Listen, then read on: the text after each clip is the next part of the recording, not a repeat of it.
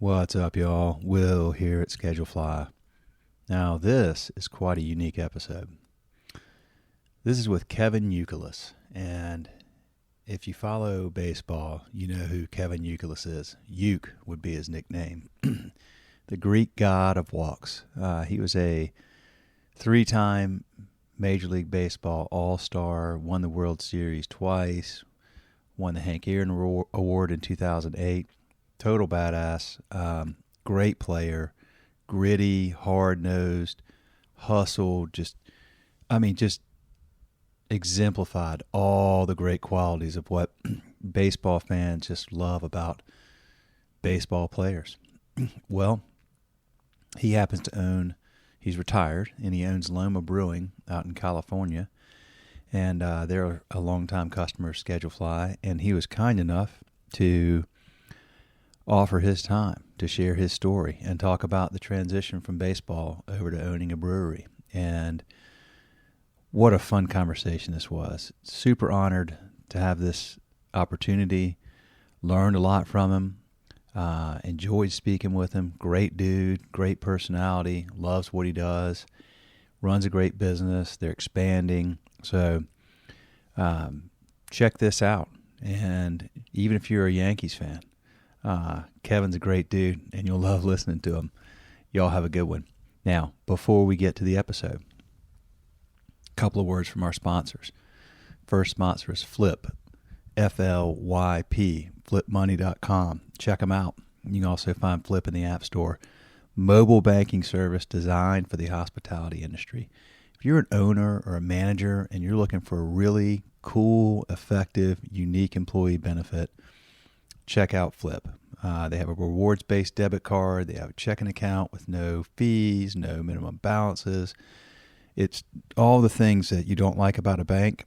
Well, Flip doesn't do those things. And they treat customers really, really well and make everything easy. They're super easy to do business with. They love their customers. And again, designed for the hospitality industry. You can get your direct deposit put in there. You can get early pay. Overdraft with 0% interest. So flipmoney.com, F-L-Y-P, or find them in the App Store. Check them out. And mention that Schedule Fly sent you. And all you got to do is spend $100 in the first month on your debit card, and they'll give you $20 into your account. Next sponsor is a new Schedule Fly partner called Pop Menu. P-O-P, pop as in popcorn, Pop Menu. Get.popmenu.com. Y'all, we have a lot of mutual customers with Pop Menu. And I've spoken to a lot of those customers, and they're all very, very happy with what they're getting from Pop Menu, not just the product, but the service that supports the product. But essentially, they're going to build you a new, dynamic, very beautiful website, which becomes your best sales tool, particularly your menu. So they're very good at three things, sort of high level. One, the SEO. They're going to create phenomenal search engine optimization for you so that people find your restaurant and your menu when they're looking around in your city or town for the type of food that you serve. The SEO is off the charts good. So they're natural search results. You're going to appear at or near the top. Number two, when they get to your menu, they're going to see this amazing menu that they're not going to want to leave. It's not a PDF. They're not going to look at it and then go to Yelp and look at ratings. There's actually ratings that you control that are about you and your menu items right there on the menu. They've got everything they need right there. They can see what people said. They can see which items people liked. It's really, really cool. If you want to see an example, go to chaipani.com. That's a mutual customer. CHAIPANI. chaipani.com. Go check out their menu. It's a perfect example of a Pop Menu website and menu. And then third, on the back end, they give you just a platform, a whole suite of tools to help keep people engaged and keep them coming back. So they help people find you. They keep them on your website, keep them from looking around at Yelp and getting distracted and finding other places, and they help you keep these people coming back. So get.popmenu.com. Tell them Schedule Fly sent you. You get a special discount on the photography of your food, and you have a pleasant experience with some great people that have a great product. Many more products, by the way, in their pipeline. Automated answering, AI answering, which is really cool, and just a ton of stuff. So go check them out. Great company. They serve about 12,000 restaurants, and they're growing. And like I said, a lot of mutual customers. Okay, y'all enjoy this fun, unique interview with Kevin Youkilis, former Major League Baseball player turned brewery owner out in California. Have a good one. Morning. Hey, what's up, man? Not much. How you doing? I'm pretty good. Appreciate you taking time to do this. Yeah, no problem. So I'm actually talking to your brother today at 2:00 my time. Total coincidence, but he was in we've done a couple of books called Restaurant Owners Uncorked, which is the name of the podcast. And I guess it was like 2017, he was in that book. And oh, wow. Yeah. It was, we just had each book had 20 interviews with successful restaurant owners. And I would just go around and find owners that use Schedule Fly that seem to have a unique story or a unique perspective or, whatever it is. And got to talking to him, seemed like a great dude, had some really cool, unconventional ways of doing things, and really enjoyed that. And then out of total coincidence, I just got introduced to by a customer to Spot On as a potential referral partner. And the lady, I'm in North Carolina, my customer got me connected with the lady in business development in South Carolina. And sure enough, when she replied to me, your brother was copied on the email. I was like, you gotta be kidding me. He's out there. Yeah, he's changed professions. Got out of the restaurant scene in San Francisco and got into the POS systems. So well, man, Kevin, what a unique story you have, man, going from, Major League Baseball to owning this incredible brewery out there.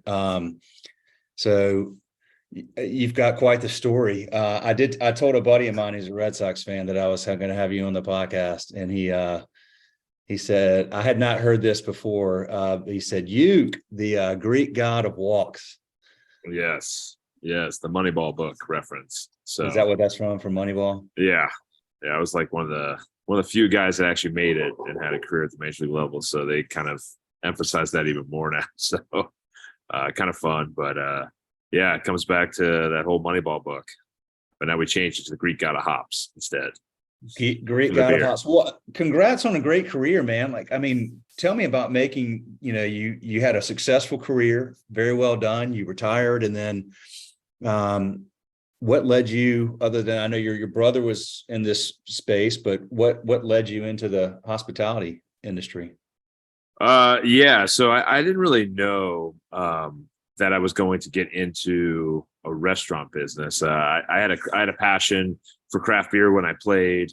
It was one of those things that over time I just really enjoyed just the overall space of craft beer and just going around to different cities, trying high quality beers that were a little different than our college days of drinking cheap and domestic beer.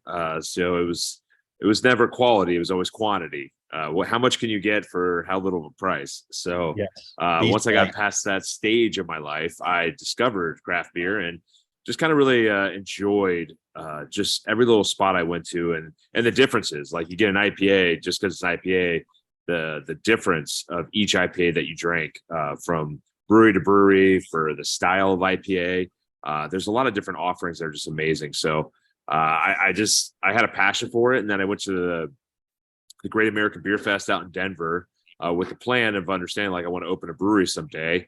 And when I was at the Great American Beer Fest in Denver, the huge convention center, and it was amazing to see that many breweries across the country. But it was really the people within the space. It reminded me a lot of that you're competing, but you have so many peers and you're actually coming together. So people, combine recipes to collaborate on a beer, or you're trading information and not in the way where you're worried about somebody overtaking your space, because that is the beauty of it. You can have somebody that's 2 hours from you, and you're never going to get a crossover of, business traffic or off the shelves. You're competing against that.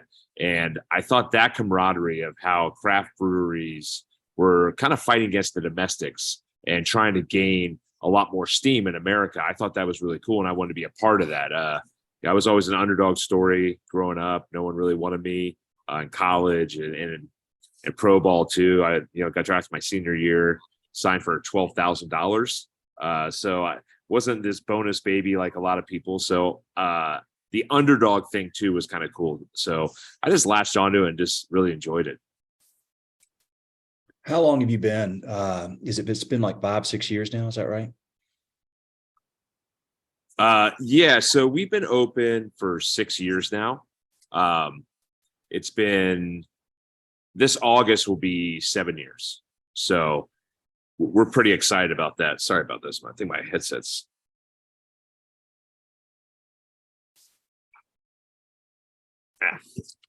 I'll unplug it. There we go. Sorry about that. No problem. Can you hear me okay? I got you. My bad. Yeah, it's weird. So we've been open. It's 6.5 years now. Coming up here in this February. As I kind of say now, we've been open for a year. Because after COVID, we had so many restrictions in Santa Clara County where our brewery is, some of the strictest in the whole entire country. So we worked behind that 8 ball for a long period of time, and it was just an absolute grind. But there was some very good things that came with it. We had to change our style of service in the bar area and stuff like that, and learned our operations a lot better moving forward. But yeah, we've been open for 6.5 years, but everything's kind of changed, and so we've been running about for, as I like to joke around with my partner, Dan Reinecke, the general manager here, that, we really only been open for a year. And so we got to assess what we're doing in this past year, while also remembering all the little things that we learned along the way in those 5.5 past prior years. So with all those, were you shut down just for a very long period of time over COVID, completely shut down? Yeah, we were shut down inside. You can only get it to go. We had such crazy things here where outside got shut down.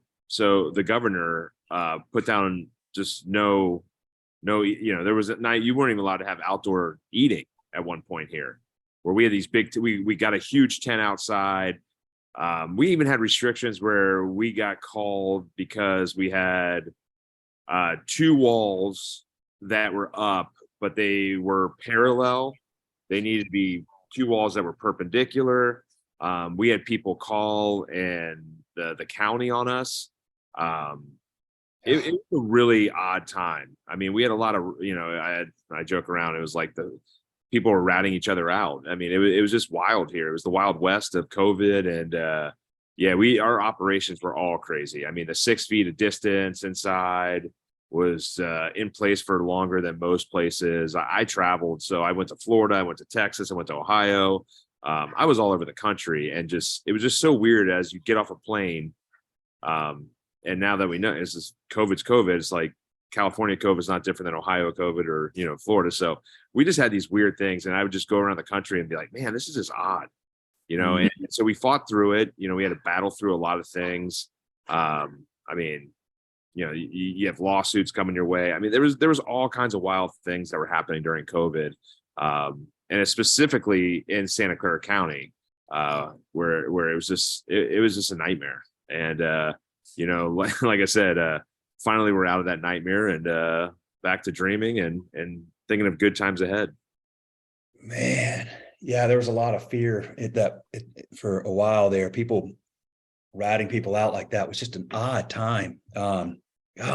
Well, what are some of the things that what are the ways that you, I guess, pivoted or made the business better because of what you had to do during COVID? Well, the one thing, there's a few things that happened, right? So naturally, some people, our staff got cut down in some ways. So you never want to lose staff. That, as a business owner, you pride yourself in employing a lot of people and giving people jobs. I think that's one of the coolest parts of being a business owner is the ability to help people out and, just build people up. I've always said here, I've always been really upfront with my employees that, hey, this might not be your end game in life. And I want whatever you want to be. And, cause I was there, like I was in the minor leagues. I wanted to be a major leaguer, and, whatever you want to do in life, we're a stepping stone, hopefully, to something greater, and if this is your top that you want to be here and be a part of this, even better for us. But, I always push people like, hey, listen, if this isn't your end all be all in life, like I want to give you the best experience here to help, generate whatever buzz you need, to build up on your resume to get to whatever you need to go. And so, we push that a lot. And I think that's why we keep a lot of staff here more than other places. We don't have a high turnover here, which is great. But we did lose some staff members along the way. Our chef that was here from the get-go, she went on to go do something more culinary. We're kind of fixed here as a brew pub of what she could do. And she was very talented. And, she set up really good systems, and her second in command took over. And so now we don't have a chef in charge. We have, we call him Chef Chewy. But, Chewy's now in charge, and people below him now that are working, and it's just a really good team that Aubrey built together. And now they're really doing a good job of keeping the menu kind of the same. I think what we were doing a lot was seasonal. Chef Aubrey, she was awesome at she was really talented. So she would always want to change the menu. And what came with that was we learned, well, it's great to have new options, but the problem is how much you got to teach the staff. So that's where it gets really tough, right? When you're trying to crank on a Saturday and you're trying to get through something and people don't really understand what they're doing, not only is it time, it's also costs. So what we also figured too was, okay, these items are great, but they don't sell. Like burger and fried chicken sandwiches are 1 and 2 all the time. So, so when you go to the analytics, right, we looked into analytics and really dove in and said, okay, these are the selling items. They really sell well. Okay, let's do these really well. Let's figure out how we put these on the menu, and then we offset the menu with different things that, people really want, people can share. And so we just kind of set the menu in a different way than we had in the past. And so we're having less change of the menu, and we have a smoker now out back. So we smoke all the meats, which is fun. People love that because we can do a brisket and we do ribs on Friday and Saturday. We introduce that into the mold, and people get a really good kick out of that because it's not every day. So they come in here on a Friday, they come on here on a Saturday to get those items. But with that all, it's just really just learning that, hey, we don't have to go be a little more foodie. This is what people really want, and let's listen to the people versus trying to, get a really get culinary and in the back and getting really, crazy into, hey, we need the fresh item of the fall or the fresh item of the winter. We do that, but we only do 1 or 2 items now versus trying to change 8 to 10 different items on the menu. So that's one thing we learned is keep it consistent, keep the systems in place, and allow people to feel comfortable in the back of the house. Yeah, then your customers know what they're going to get. People like consistency. They like knowing that, okay, when I go here, I know these things are going to happen. These items are going to be on the menu. Yeah, okay. Did you well, with your staff, I love the philosophy of really helping them, learn what they can while they're there and supporting them as they grow. You're paying it forward a lot, which is why you get a lot of loyalty, because you're showing people that you care genuinely. And people want to feel like somebody cares about them. They want to feel validated. They want to feel important. Or your turnover is low, but when you hire now, is it harder to find people these days? Or I know that was a big issue for a while. It seems like people are starting to come back to work, but I'm curious what you're seeing. Yeah, it was impossible. I mean, there was no one coming back. We were at one point trying to find a dishwasher, and just the amount of money you had to pay for a dishwasher was so high. And I think that's the hardest part that was coming, that people don't really know the restaurant industry, was the amount people were asking, because they knew they had the power, at a certain point in time, the employee had the power over the employer. And it's probably not a good way of saying it, the power. It's just you had a better negotiation. Yeah, they had leverage. Sure. Absolutely. Yeah. And that's life, right? No matter what you do in life, that's sometimes you're on the bad side of it. Sometimes you're on the good side of it. And, I always just say, hey, it's life. You just got to get through life. When you're on the bad side, eventually you'll be on the good side. And unfortunately we were in that position. So we were over, I wouldn't say overpaying. We had to pay what we had to pay to get by at that time, which also changed some food costs, menu costs. We upped the beer a little bit too, to tackle the inflation issues and other things. But for us, the big one too was with now we're starting to see more people come in looking for jobs in the back of the house, looking for more jobs in the front of the house. Where we're at in Silicon Valley, you're probably going to see a lot more because there's a lot of layoffs coming with the tech industry. I mean, they're very, everyone hears about the big guys that are in the news, right? The Amazons, the Googles, the Facebooks, the Twitters, all those that have been laid off in the Bay Area. I guess, well, Amazon's everywhere, but just in general. So not only just the big guys, but there's also smaller companies that, that had a plan and they had to shut down because the funding's just not there. So I think Silicon Valley is going to see a little bit more of the younger demographic that's going to have to come back into the to this space a little bit to work. But yeah, I mean, and the big one for us too is what we did was we have a pretty big space. It's 7,000 total. The whole entire building of our envelope. 1,100 is the brewery side. So we're about 4,000 square feet, give or take, on a bar and a dining room and then a private dining room. And what we learned was the bar area, we decided just to go order at, you just order at the POS right when you get in. And we just give we give them a number and then we bring the food to them. The dining room is more of a service. So we've kind of split it in two ways. If you want to be sat down and you want to be dined and you want a server, we have the dining room. If you're just looking for the casual, fun hangout and all that, we've learned that we have QR codes and we have the, just the POS stand there for people to order at the bar area. So we found that that's worked really well. The tips have been great for all of our employees. They're all happy with the amount. So that hasn't changed. So it's twofold. We've figured out a way to have less servers on, but also allow people to make the same amount or more money on the tips. It seemed like tips went up during COVID because people realized, just how dire everything was, but they've kind of stayed up from what I hear from the most part. Yeah, I think, and it's interesting too, because where we're at, the demographic is very international. So that can go one or two ways because as people know, internationally, tipping is just different. I was very lucky to live in Japan for a few months and there's no tipping. So it's like, you just get your bill and you put it down and, and still like, it was weird. Like I wanted to write in but there's no spot for it. You just sign. It's kind of interesting. And then I'm like, wait, do I leave? And, they'll hand it back to you. Like it's pretty interesting. Just how it's just a different way of life. So we have so many people here internationally. So it sometimes they understand and sometimes people, tip well and sometimes people don't. But we tell our servers like, hey, just go with the flow. Don't worry. It'll all come back to you. There's some good tippers here in the area too that take care of our people and a lot of the regulars and stuff that do that. And I think that's the beauty of the restaurant industry is how your regulars really not only come to support you, they also take care of, the staff with leaving really nice tips.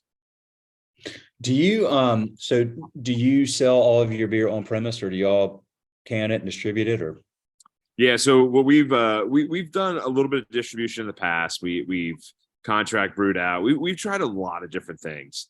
But what we've learned is we don't have the ability to grow out of this place. It's, with 1,100 square feet, to add, like, we just don't have the room and capacity with what we're doing. So we only sell retail on site. We've learned the game. The game in the brewing world is if you're not cranking out a large amount of volume in retail, it's really hard to make money. It's basically advertising in a lot of ways. You will make money. It's just like, it's a grind. You're hiring salespeople to delivery drivers to, then you're getting your 30% cut back because the retail has to mark it up to the same price, but they're only going to buy it for 30% lower. So what we learned was until we can get to the scalability of volume at that volume that would allow us to do it, let's keep it all internally. And so what we have right now is we're getting very close to the point where we're going to break ground within we're going to break ground this year in a town or a city called Manteca, California, which is in the Central Valley. It's 20 minutes south of Stockton. So if you're ever on a map, just go about 20 minutes south of Stockton. The cool part about there is there's 6 replica baseball fields called Big League Dreams, and it is the place for all travel balls. So travel ball teams come there. It is just a madhouse. There's soccer too out in Manteca and Lathrop, and so it's a destinational place for the weekends for a lot of families that are doing sports.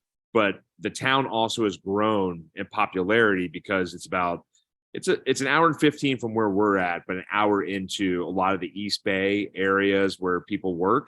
So it's turned into a commuter place because of the high cost of living in the Bay Area has forced a lot of people into the Central Valley. So that's where we're going to build this really cool facility that is going to become our production brewery and tap room and outdoor space. So we knew that, where we're at right now, the cost of doing business is very high, and we're not going to be able for the long run to brew beer here and grow the business. So we found a better path out there to actually do it while maintaining this as a tap room and a restaurant as we move forward. Do you own the building you're in now?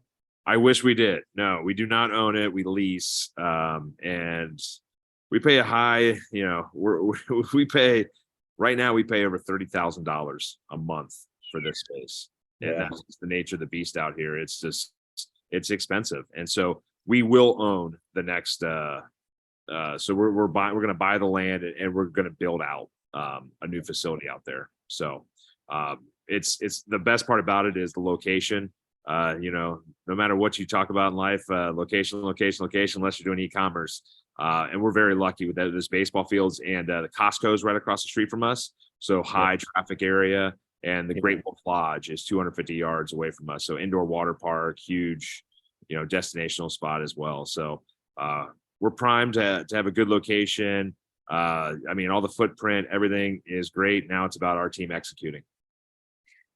I have 3 kids. We have a Great Wolf Lodge here in North Carolina, and every time I've been, all I can think of is like after, I don't know, like a day there, I'm like, I just want to get outside. Like, I feel like I've been in this freaking building. Like, so a brewery across the street would be pretty freaking cool for sure. That's, and a lot of the things was, I said, the Great Wolf Lodge is a giant corporation. They have multiple different locations. And I said, if they did all their homework on, of this location and why, I said, we're in a prime spot. And just like you said too, it's like, I'm the same way. People you don't want to be locked up there and all the chlorine and all the smells. You're like, I need to get outside. So we're just going to be a walk away. We're 250 yards. So, and that's the beauty too, is, you're staying at a hotel. You don't have to drive. You can just walk across, have a couple beers and walk right back, and no worry about drinking and driving. Yeah, they're up. They certainly do their due diligence to research well where they are north of Charlotte. I mean, it's an hour from me, but other side of town, but there's dozens and dozens of restaurants right around there, and they're all just hopping all the time.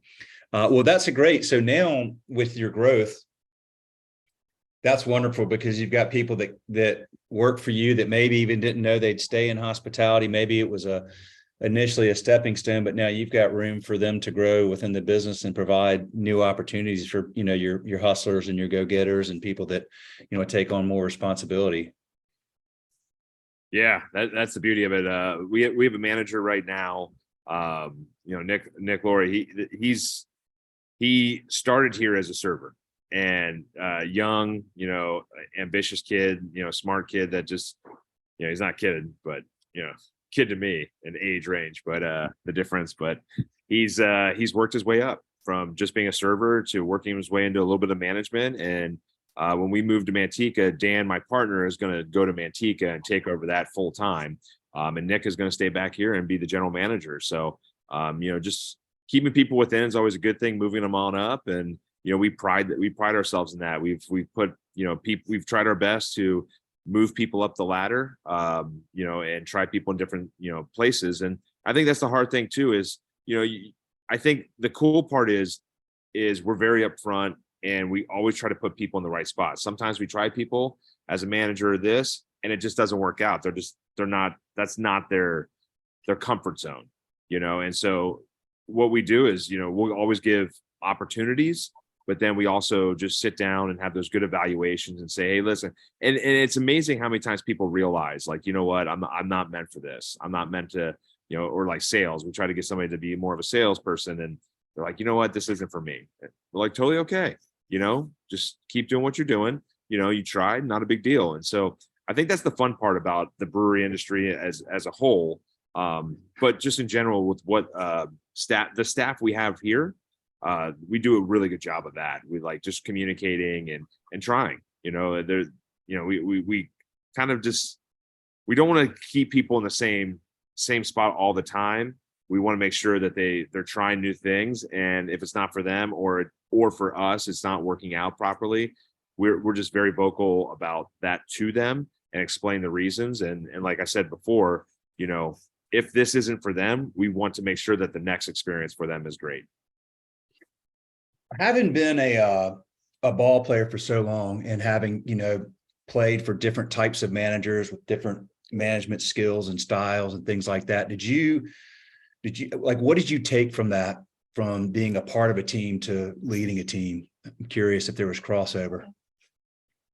Yeah, there is. The biggest take, I would say, is hitting coaches. Managers, are all different personalities, different things. Show me a good manager, I'll show you a lot of good players. That's how I would say. A manager can screw up things in baseball a little bit, but for the most part, talent in baseball will take you to the top. There's not too many moves a manager can make when you have a lot of talent. Hitting coach wise, though, what I learned the most was, from when I was young until the day I retired, was great hitting coaches teach to the individual. You have set times and places, the cage is open, we're hitting BP at this time. That is similar to being a good manager, a good owner in a business. Is, hey, we open at this time here, this is what we like to do, this is how we do it. But then at the end of the day, it's, how does the job get done? Well, one person might do it this way, another person might have a different system in place, but as long as that food is being presented or taken to a table, or the way a customer is being talked to, I think that is the key to it all, is really having systems in place, but coaching the individuals. Dan, my partner in this, he does a really good job of that. You have to coach to each individual and find their strengths, and understand that everyone has some kind of weakness. And, but the key is coach the individual within the systems that we have. So I think that's the crossover that I've always said is, every hitter's unique in the way they do it, but how do you bring it into a team system, right? Because one guy might be a guy that swings at everything. He's a guy that first pitch he's swinging. The next guy might take. Well, how does that complement each other? And that's our job as, the coaches of a restaurant, is to put people, in the right spot. So it's like, these two people cannot be on the floor together at the same time, or these two people can't be behind the bar. These two people can't be at the back of the house together. Let's separate them at different times and make sure that this person's strength and this person's strength, paired with a couple other people, everything works out. Do you spend a lot of your time there, or are you spending a lot of your time these days with the new location and traveling there and getting, that's a big undertaking. Yeah. So for me, I'm here a lot. I try to be here Monday through Friday. Try to come in 8 o'clock in the morning. I drop my kids off at school, usually come in, try to get out by 2 or 3. Don't want to be here too late. Just try to do all the little things. I don't want to hover over my staff. A lot of times they see me enough. I come in and out. But just making sure just everyone's in a good spot. As my business advisor always says, you're the CEO, and when you're the CEO of a company, you don't have to, you're not in operations, you're not the operator. So stay out of the operations, so for me, it's like, I am doing a lot of the back channeling of stuff through the new location of Manteca. We hired on somebody for that too, to kind of help out on that end, that understands the build out process, that can go to the meetings and do all that stuff too. Because I don't know exactly.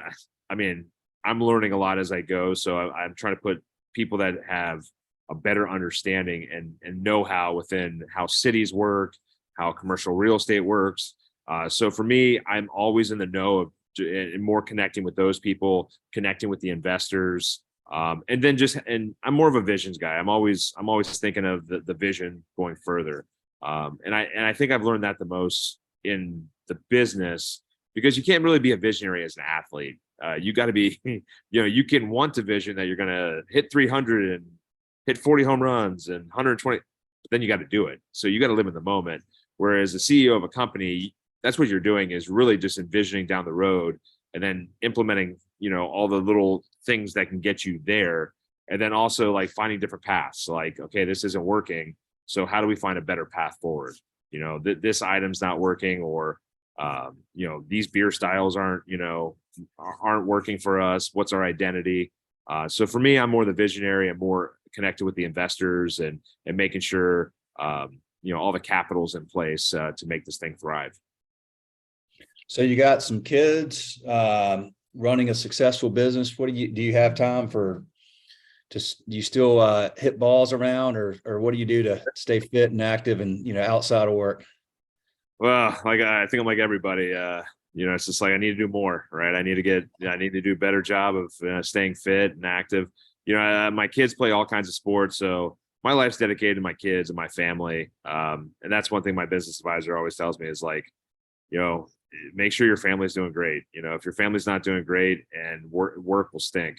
So first and foremost is always my family with the work, and making sure I keep it balanced. So play a little golf here and there, play a little pickleball here and there. And then I'm broadcasting with the Red Sox. So I'm going to be traveling a lot more. Last year I did 50 games. This year I'm doing 75 games. So up my schedule a little bit, but it's only 4 more games a month. And I really have to work for 6.5 months for that. So, and luckily it's in the perfect time in the summer, so my kids can come and they can travel and do stuff. So, but yeah, staying active that way. Oh, a little skiing up in Tahoe. We got a house up in Tahoe too. Yeah. So yeah, I do a little bit, I'm a jack of, I guess it's the jack of all trades of athletics and sports outside, and master of none. So I don't have one hobby anymore. I mean, baseball was my passion, my hobby, and I spent so much time doing it that now I'm just like, I'll just do a little bit here, a little bit there, a little bit there. So I hear, I'm an avid skier, man. I hear Tahoe's just been getting dumped on this year. We got crushed, and it's beautiful. I mean, we needed it more than anything. The lake was, the lake was, it was about 100 yards out in a couple spots. So now it should be replenished again. I mean, there's a lot of water here. There's a spot here in our little town. We're right at the foothills of the Santa Cruz Mountains on the way to Santa Cruz. And there's a reservoir that one side of the highway, you hardly ever see water. It's all the way up to the mountains. So we got a lot of water here, and hopefully that's a good thing for many years to come, because the droughts they hit here pretty hard. But then the rains come, and hopefully we just keep replenishing that water a little bit. Just a little bit of rain over the next 6 months would be great. How did you settle in California? So my wife's from out here. She was born and raised in San Mateo. So she's a Bay Area, resident for years, but she's moved around and she's lived in different spots as well. So she brought me out here, and I joke with her. Took me from Massachusetts to California. I was like, I don't think there's another state where I can pay more taxes. So I think I'm okay. But I was like, you're killing me. You're taking me all these high cost of living states. But the weather, pay for the weather. Let me, I'm going to grab something that, let's see here. Hold on. All right. I'm going to put you on the spot. Let's see. All Scott. right. Dude, he said, make sure to ask my brother really tough questions like, what is the gravity of Loma's best beer, roasting time and coffee beans, and what should the internal temperature of the brisket reach when removing from the smoker? Baseball questions are too easy. Ha ha. Yeah. internal temp of wow. Luckily, Mateo's right here who does all the smoking, so he could answer it right I away. figured so. Yeah, that's right. You know, it's funny. I definitely don't get in the weeds of a lot of stuff. Like I said before, you know, the key to this whole thing is really, you know, putting people in the right spots to succeed. You know, Amen. Justin Peck, our brewer, he's very methodical. I sit like I'll ask him a lot of questions and he'll tell me things. And so I kind of want to have a grasp of some things, but like, man, when it gets really in depth, like it totally is like, you know, it's like going back to physics class or like chemistry class, more than physics. I actually enjoyed physics because baseball. The baseball was on the cover of our physics book. I always remember that. So I always loved. I was like, oh wow, wait, baseball, physics, cool. But yeah, the chemistry classes, I was always like, man, you know, this isn't my jam. Yeah. I like the final product, right? But I learn a lot, like, you know, explaining like just the mash to, you know, the fermentation to all the new cool things, all the like little gadgets that are being implemented. So I really enjoy that part of it, but I let these guys, you know, the men and women of Loma Brewing Company that know how to do all that stuff. I let them do it all and teach me along the way. Well, that's you nailed it, man. Like you're the CEO, you can't be dealing with the noise. You've got to focus, find the signal, you know, what are the demographics of where we're going to move and why is this a good place to invest versus that place? And how do we continue to grow with rising food costs and labor costs and rent and everything else? It's a lot to manage, especially in your state. Everything has gone up significantly. Well, you seem like you're really enjoying yourself. Yeah, some days, you know, some days it's great. Some days it's, wow, what did I get myself into? I think it's just more comfort. Like, so like I can go on a baseball field and it's just like, it's ease, it's comfort. I know when I joke around about this, but you know, when you get 8 full years in the major leagues, you get a gold card, and that gold card allows you to get like 2 tickets to any game you like want to get to. You got to give them a little advance, not playoffs, just any regular season game wherever you go. And it's a cool thing. And it's like, but I said with that, we should get a doctorate. You know, if you play 8 years in major leagues, you get your doctorate. Like all these people write dissertations on whatever subject, and they get their doctorate. I'm like, well, man, shouldn't we get our doctorate? I mean, like, it's such a comfort level for me. So like there was little league tryouts the other day and some freshman kids were like helping out, but then they also like in between, like these kids getting ready, they were getting ground balls. And so I'm hitting them ground balls and then I'm watching them and I'm like, hold on, I got to go out there. Hold on. Like, and I had to show them some stuff. Right. And it's forever teaching. Like, I just want to pass on as much information as possible. And so that's what the fun part of having your doctorate in baseball is. You sit there and it just comes easy. What I love about anything in life, at times being challenged really stinks. Like it's it's frustration, it's anxiety, it's, you know, there's so many adjectives that it's an unsettling feeling inside. But once that unsettling feeling, you know, subside, like goes away and passes, it's that euphoric feeling you have. You're like, man, I'm learning, I'm growing, I'm becoming something, you know. It's like, wow. And then you go to like a craft brewers convention, you're like, yeah, like I've been through this. They're talking about this, like, whoa, like 3 years ago, I didn't know any of this. And now like, oh yeah, I understand this. I do this. And I love that part about what my job now is. I have the opportunity every day to learn and grow, where I was stuck in a profession where I was learning and growing, but it was just one-sided. You know, this profession now is multi. It's the food, it's the beer, it's the people, it's a lot more than just baseball, you know. So that's the most enjoyable part of this is it's the challenges. You know, I love being challenged in life. And you know, like I said, sometimes, you know, when you're going through those challenges like we did, like during COVID, I was about, you know, I don't have any hair to lose. You know, on top of my head. I mean, maybe it can fall off my body in our age, but the beard start thinning out. I got grayer, I can tell you that. But yeah, no, it's one of those things where every challenge will only make you stronger in life. And I think that's it's a blessing right now to be heavily challenged in this industry and also just have so many great people.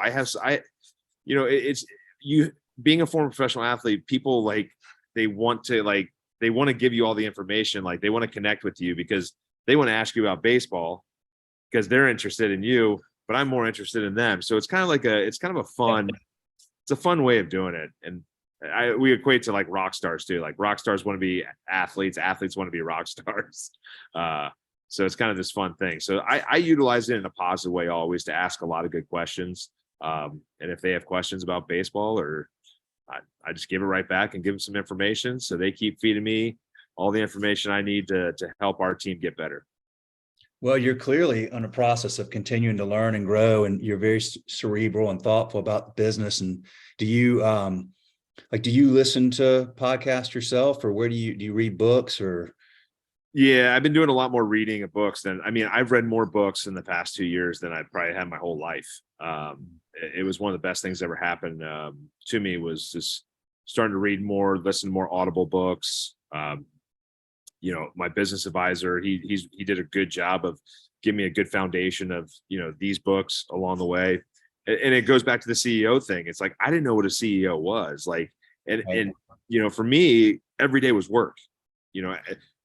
In baseball, you're an individual playing on a team. So I got to go and I got to work on myself. Like no one can help me field a ground ball. Like I got to actually field the ground ball. I got to catch the ball. I got to hit the ball. Got to throw the ball. Like I have to do that. Now I can throw the ball bad and somebody can make a good play. Right. But that's kind of like, the things that I did not understand was, I was like, I got to do something today. I got to do something today. I always thought there was something like tangible I had to get done. It wasn't more just like researching and learning, reading books. And then through the past 2 years, I've learned mostly what a lot of CEOs doing are talking to people, getting, working on the team's culture, looking at the numbers, figuring out a different path.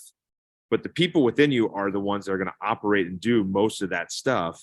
And then it's my job to just grow and learn and then pass on the information into the systems in place that we have and what we want to have down the road. So I think that's the coolest part. Like I had no idea what I was doing.